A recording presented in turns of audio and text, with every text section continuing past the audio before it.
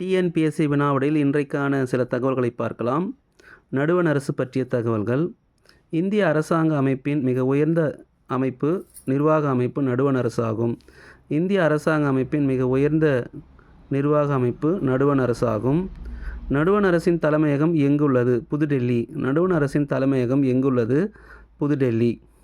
இந்திய அரசியலமைப்பின் பகுதி 5இல் டேஸ் சட்டப்பிரிவு முதல் டேஸ் சட்டப்பிரிவு வரை நடுவண் அரசின் நிர்வாக முறை குறிப்பிடப்பட்டுள்ளது.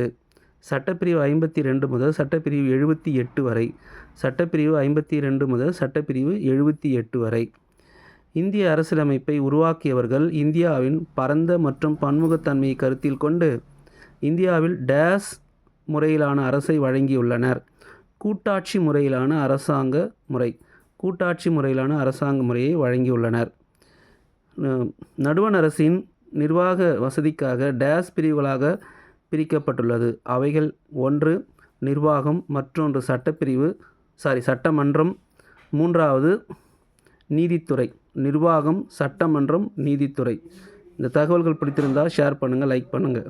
நன்றி.